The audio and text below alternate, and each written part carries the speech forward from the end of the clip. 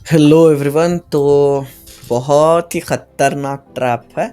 मतलब ये ट्रैप से शायद कोई बच सके, मतलब दुनिया में मुझे तो नहीं लगता, क्योंकि मुझे जितनी नॉलेज है ये ट्रैप बहुत ख़तरनाक है। सिर्फ एक ही चीज़, सेकेंडरी ब्रेकआउट नहीं लेना है, बस वही एक रूल है जो इसे रोक रहा है, दूसरा कुछ भी नहीं है। देखो, मार्केट अगर हम 1 आवर में देखते हैं तो ये एक सपोर्ट था, ठीक है। उसके बाद ये एक सपोर्ट है, ये वीक अगर हम देखते हैं ये एक सपोर्ट है। उसके बाद इधर से इधर तक अच्छी खासी गैप है, ठीक है। कुछ भी नहीं है जो मार्केट को ऐसे रोक सकता है। और अगर हम बाई क्लोज देखें तो अच्छी खासी कैंडल ने भी क्लोजिंग दी है। देखो, एक नहीं दो कैंडल्स ने क्लोजिंग दी है, ऐसा नहीं कि मार्केट ने क्लोजिंग नहीं दी है। क्लोजिंग भी दी है, अच्छी खासी गैप भी है, लेकिन फिर भी और हम लोग अगर बाई क्लियर देखें तो देखो, विग जो है इतनी ऊपर, तो कितना भी बड़ा स्टॉप लॉस रख ले, उससे ऊपर जाके स्टॉप लॉस ब्रेक करके आई है। समझ रहे हो? तो इससे बचना तो मतलब बहुत मुश्किल था। मैं भी अभी एक सिचुएशन जस्ट रीड कर रहा था। देखो, मार्केट इधर से इधर तक अच्छी खासी गैप है।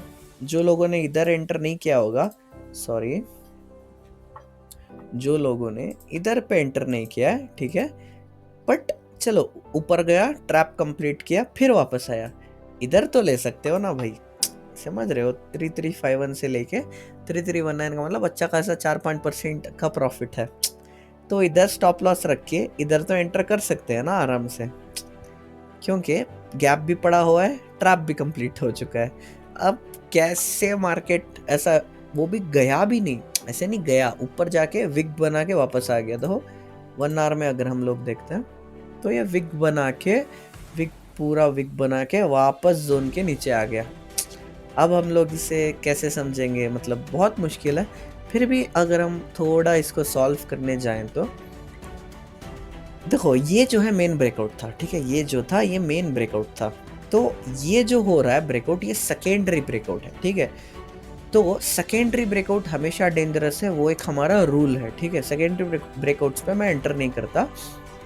बट ये क्वेश्चन मैं खुद से भी पूछ सकता हूँ कि बहुत बार, एक नहीं दो नहीं, चलो डायरेक्ट ब्रेकआउट क्या वो डेंजरस होता है, लेकिन सेकेंडरी ब्रेकआउट का भी अगर जब तक ट्रैप कंप्लीट ना हुआ हो, ठीक है। ट्रैप तो कंप्लीट हो गया ना भाई। देखो, ट्रैप इधर कंप्लीट हो गया, इधर इधर तो हमने एंटर नहीं किया था ना।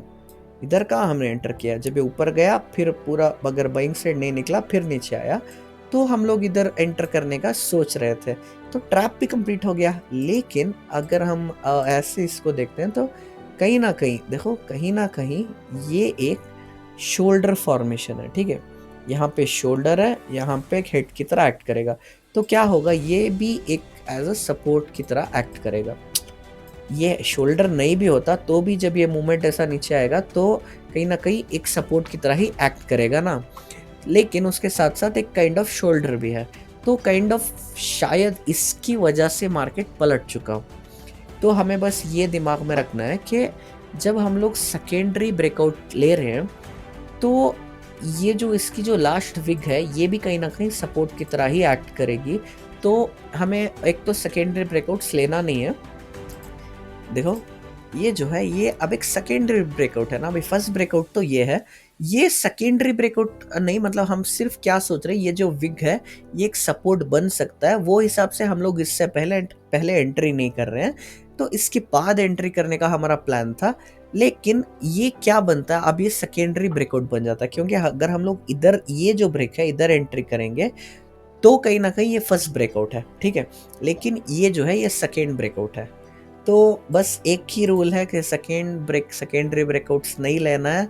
बहुत कंफ्यूजिंग होते हैं, बहुत बार ट्रैप करते हैं।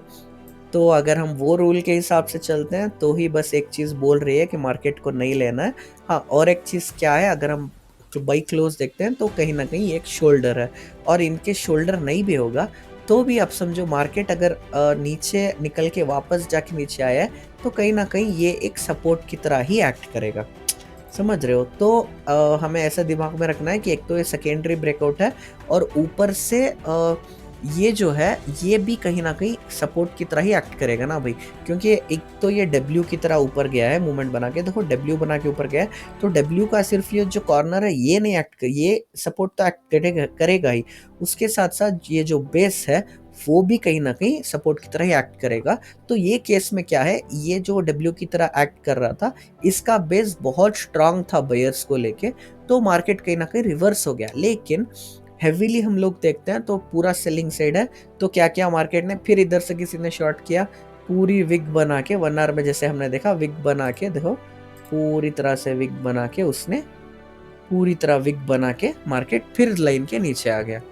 तो ट्रैप ही मार्केट है, बस सेकेंडरी ब्रेकआउट है वो हम लोग सोच सकते हैं। और उससे भी मेन ये जो हम लोग अभी देख रहे हैं, ये एक डब्ल्यू है, तो डब्ल्यू का सिर्फ कॉर्नर नहीं, उसके साथ साथ ये जो उसका बेस है वो भी सपोर्ट करता है, तो सपोर्ट की तरह एक्ट करता है। तो बस हमें ये दिमाग में रखना है कि अगर जोन के नीचे एक पॉइंट बन के वापस जा रहा है, तो वो पॉइंट फिर से कहीं ना कहीं एक सपोर्ट की तरह ही एक्ट करेगा। तो हमें लोगों को बस ये 2 चीज़ें दिमाग में रखनी है कि ऐसे भी ट्रैप हो सकता है, बहुत कम है बट ऐसे भी ट्रैप मार्केट कर सकता है। सिर्फ सेकेंडरी ब्रेकआउट नहीं लेना, और अगर ब्रेक करके मार्केट थोड़ा ऊपर गया है तो वो जो मार्केट ने एक पॉइंट बना के गया है वो भी कहीं ना कहीं सपोर्ट की तरह एक्ट करते हैं। ये 2 चीज़ें हमें दिमाग में रखनी है।